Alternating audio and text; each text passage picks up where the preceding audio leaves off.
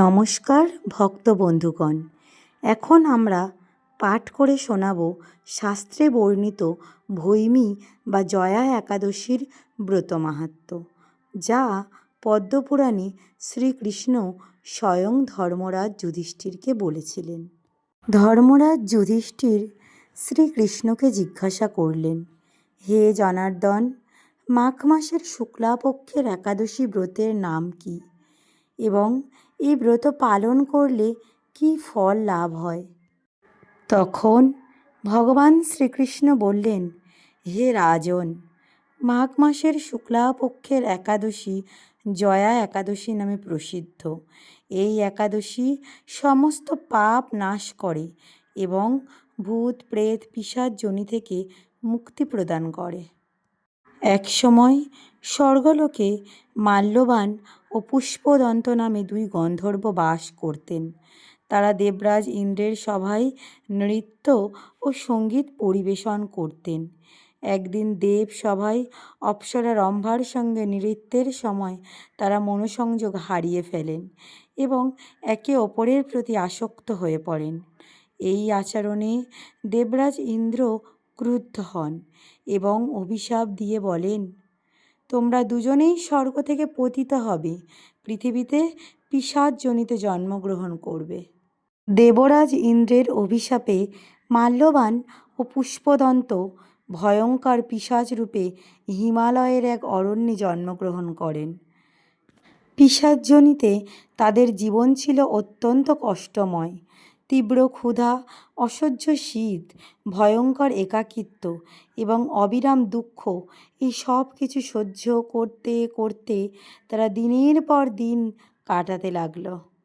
একদিন মাঘ মাসের শুক্লাপক্ষের একাদশী তিথিতে প্রচণ্ড শীতের কারণে তারা কোনো আহার করতে পারল না। সারা দিন তারা নিরাহারে কাটালো এবং রাত্রি যাপন করল সারা রাত জেগে। তারা জানত না সেই দিনটি ছিল জয়া একাদশী।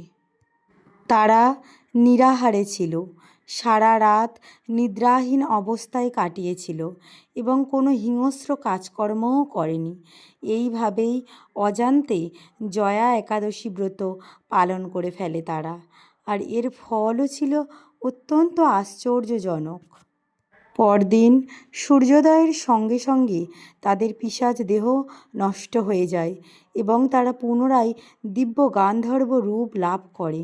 আকাশ থেকে পুষ্পবৃষ্টি হতে থাকে এবং দেবদূতেরা এসে তাদের স্বর্গলোকে নিয়ে যায়। ভক্তবন্ধুগণ, ভগবান শ্রীকৃষ্ণ তখন বললেন, হে যুধিষ্ঠির, দেখলে তো জয়া একাদশীর প্রভাব কত মহান।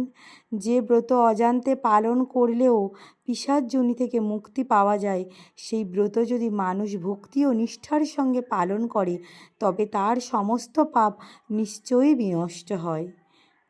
এই কারণে এই একাদশীর নাম জয়া একাদশী, অর্থাৎ পাপের উপর জয়, দুঃখের ওপর জয়, অশুভ শক্তির ওপর জয়, সংযমের ওপর জয়। পদ্মপুরাণে আরও বলা হয়েছে, জয়া একাদশী পালন করলে অশ্বমেধ যজ্ঞের ফল লাভ হয়। এই একাদশী নরক ভোগ নাশ করে এবং পরলোকে বিষ্ণু লোক প্রদান করে।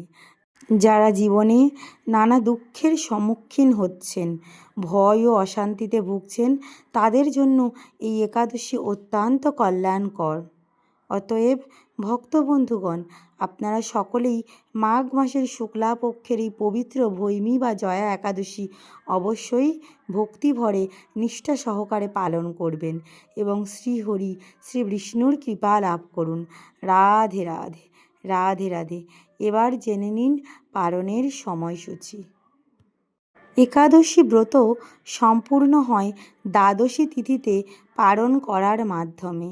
শাস্ত্র অনুযায়ী নির্দিষ্ট সময়ের মধ্যে পালন না করলে একাদশী ব্রতের পূর্ণ ফল লাভ করা যায় না। এই বছর অর্থাৎ ভৈমী বা জয়া একাদশীর 2026 সালের ক্ষেত্রে পালনের সময় শুরু হচ্ছে সকাল 6:23 থেকে পালনের শেষ সময়কাল হলো সকাল 9:58 পর্যন্ত। ভক্ত বন্ধুগণ, ভিডিওটি ভালো লাগলে লাইক দিন, শেয়ার করুন আর চ্যানেলটি সাবস্ক্রাইব করতে ভুলবেন না। দেখা হবে পরের ভিডিওতে এবং কমেন্টে রাধা মাধবের নাম লিখতে ভুলবেন না। ধন্যবাদ।